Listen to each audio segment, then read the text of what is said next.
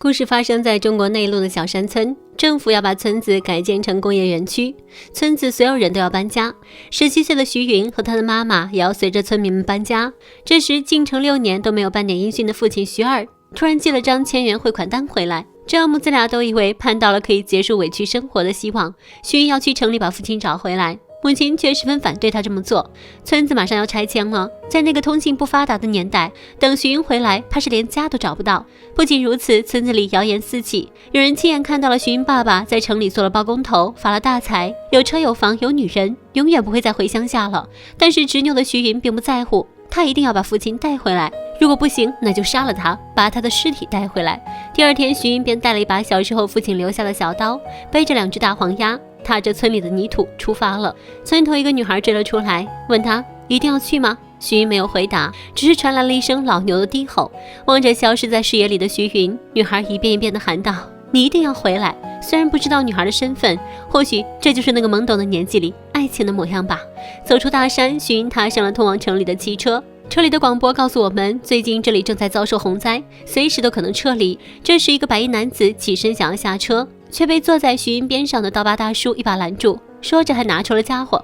原来白衣男子是个小偷，好心的刀疤大叔将被偷去的钱包还给失主，并且说这事不是白做的。失主连连点头，给了他10块钱。刀疤很是满意，兴奋之余还和一旁的徐云讲起了江湖规则：弱肉强食，你只要够凶，没有人敢惹你。徐云似懂非懂的点了点头。忽然他想到了父亲寄钱的地址幸福宾馆，便拿出来询问刀疤有没有听说过城里的幸福宾馆。刀疤摇了摇头，不晓得。很快徐云就到了城里，对这里一无所知，在硕大的地图前显得渺小和无助。徐云见人就问幸福宾馆在哪里，这样的办法效果可想而知。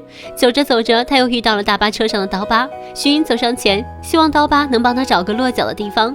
对于只是萍水相逢的徐云，刀疤没好气地回了一句：你自己想办法。徐云倒也简单，一路跟着刀疤。终于他被这个执拗的男孩打动了，还主动给他买了一根冰棍。吃完去刮了个脸，就带他去找房子了。天桥上，2人坐在台阶上吃西瓜。刀疤看着徐云一小口一小口地吃着西瓜，忍不住教导他：男人吃西瓜不能这么婆婆妈妈，要雄起。说着还示范了起来。看上去蛮横的刀疤，此刻就像是一个老父亲那般亲切。徐云也乐于听他，信他。刀疤将徐云带到了一处贴了封条的平房，说徐云可以在这里住些日子。临走时，刀疤向徐云收200块钱的房租。徐云很为难地表示自己身无分文，并让刀疤带走他的2只鸭子。刀疤倒是也不挑，背起竹筐就离开了，还塞给徐云50块钱。本以为有了安身之处，还没等屁股坐热，一个男人回来就要把他赶出去。原来这间房子并不是刀疤的，他只是托朋友随便找的一间空房子，正好赶上房子主人回来，而徐云并不知情，坚称自己交了房租。争论不休下，邻居们叫来了警察，抓走了徐云。不同于其他人的吵吵闹闹，徐云一声不吭地抱头坐着。派出所正好有个闹事的酒鬼，警察无暇顾及徐云这件小事，只好把他放了出来。刚一出门，徐云就看到了自己送给刀疤的那2只鸭子。显然刀疤来过这里，他赶紧在四周寻找刀疤的踪迹，找了很久都没有找到人。城里昏暗的街道并没有徐云的归宿。突然他被冒出来的小混混用摩托车团团围住，无助的他只能蹲在地上，任凭他们宰割。好在一个中年警察及时出现，替他解了围。见徐云可怜，警察还带着他吃了顿晚饭。饭桌上，徐云说出了自己来到城里的目的，并且询问警察知不知道幸福宾馆在哪里。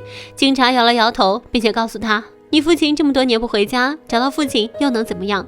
他可能不想回去了。大城市的灯红酒绿，不知有多少曾经纯净的心被这里迷惑，抛妻弃子的留在这里的人大把的。不过少年坚毅的心没有改变，他说如果他不愿意回去，那我就杀了他，自己再偿命。这虽然是少年的一句混话，却透露着他寻父的决心。执拗的少年终究打动了警察，警察带着徐云在烈日下奔波，按照他给的地址寻找。借着一家小卖部的电话，警察托朋友打听到了幸福宾馆的地址。徐云抬头一看，小卖部的电视里正放着追捕杀人凶手的新闻，刀疤的相片赫然出现在荧屏里。少年愣住了，但是他什么都没有说。按照地址，2人终于找到了幸福宾馆，但是这里几天前刚刚拆迁，目前正在建一个商贸大厦。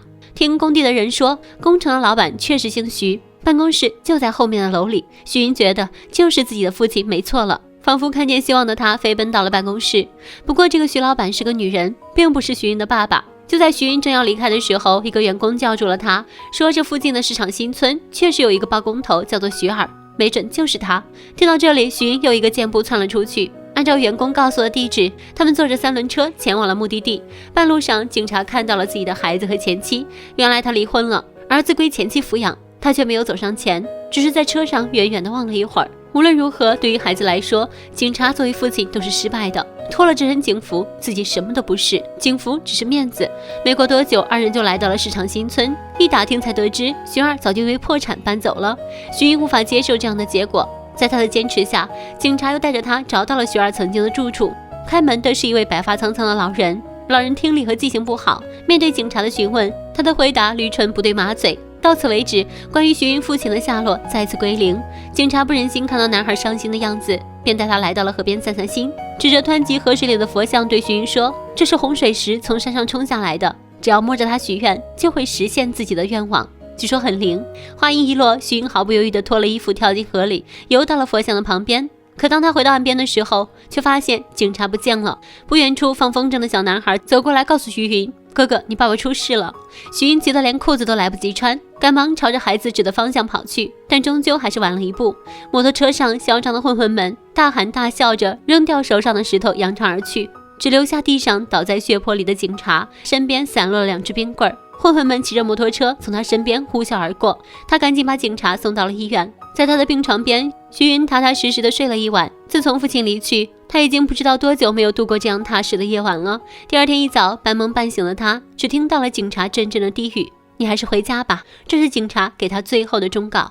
陌生又巨大的城市里，寻找一个人无异于大海捞针。这一次，徐云没有拒绝，他只是沉默了。可是造化弄人，徐云正准备离开时，突然听到隔壁病房传来一个女人打电话的声音。电话那头的男人就是他的爸爸徐二。医院门口，徐云一直坐在卖凉糕的老人身边，看着警察离异的妻子以及儿子匆匆跑进医院里，直到那个打电话的女人抱着小女孩走出医院，徐云才起身，一路上跟随着女人来到了一个胡同。不远处，他看着自己的父亲抱着小女孩，满脸笑意地迎接这对母女回家。原来村民的话不是谎话，自己的父亲真的有了新家庭，不知道现在的父亲愿不愿意回老家去。徐云站在简陋的门口前，再三再四地犹豫着，跑走又跑回，狠狠踢了几下门，愤怒地离开了。随后他返回了医院，似乎要和警察道别，亦或者想和他倾诉此刻自己内心的难过。只是这终究成了少年的遗憾，因为汛期来临，医院所有人员都撤离了。从医院出来后，徐云失魂落魄地走在路上，开始下雨了，到处是洪水越过警戒线，让市民立刻撤离的广播提示。